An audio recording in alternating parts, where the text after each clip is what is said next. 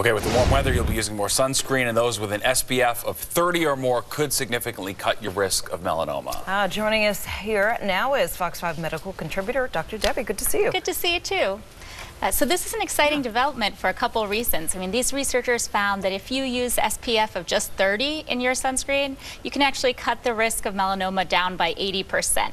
So that's a huge amount. Now, melanoma isn't the most common form of skin cancer, but it is the most deadly form. So these are those moles that usually look brown or black. They look a little irregular. And if you can catch them early enough, then usually it is treatable. But if you can prevent them, that's even better. No, that is good because, you know, like I feel like there had been some of late concern that maybe you get a false sense of security with the SPF and putting on the suntan lotion in general. So now it's sort of a step back to no, above SPF 30 really does have benefits. Exactly. A lot of cosmetics are only SPF of 15, for example. So you can't rely on those to protect you. You really need the sunscreen. And even if you're indoors, not outside, if you're sitting next to a window all the time, it's important to put the sunscreen on. Or even a car.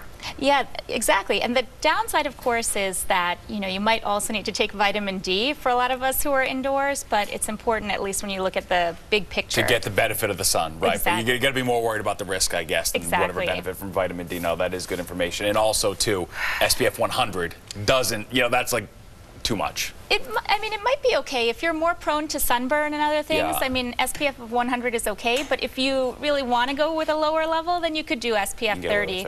That will suffice. That should for melanoma. Thank you so much.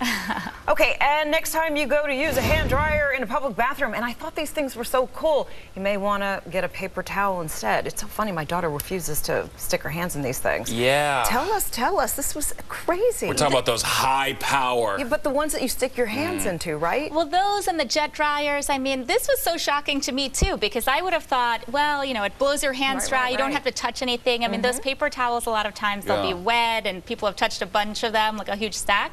But actually, in this study, these researchers found out that these spread more virus particles or more germs than the paper towels do. So the idea here, I mean, the researchers are actually pretty creative. What they did is they found these viruses that only infect bacteria, right? So they put this virus all over their hands, and then they put these specific bacteria around the restroom. And they basically used the jet dryer, and also a traditional warm air dryer, and then the paper towels, and looked to see where did the bacteria die. So the ones around those jet dryers are the ones that died more. So they were killed by the virus because the virus spread all over the place.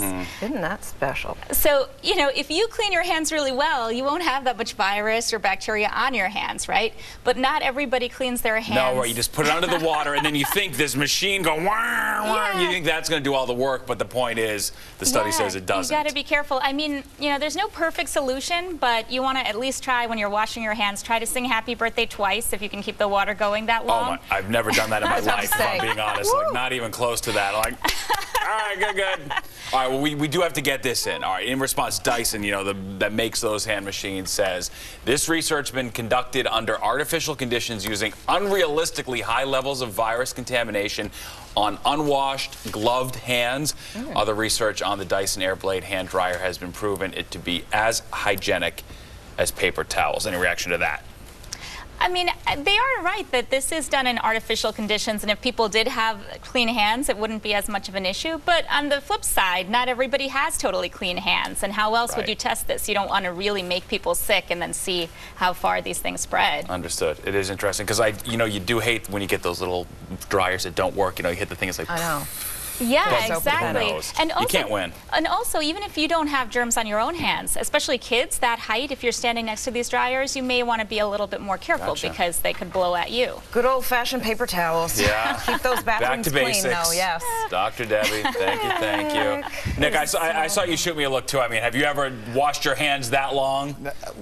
Maybe not to 2 happy birthdays, but well, now, and let's get to the paper towel thing. Is it the ones that have the automatic swipe? You know, you swipe your hand and they come out automatically, or do you have to reach for the lever and pull it down? I know. You have to be careful how you touch that thing. I know. And then the door, of course, always. Oh, you have to pull it out. Exactly. Hold on to your paper towel. It's so hard to get out of there in any hygienic shape whatsoever.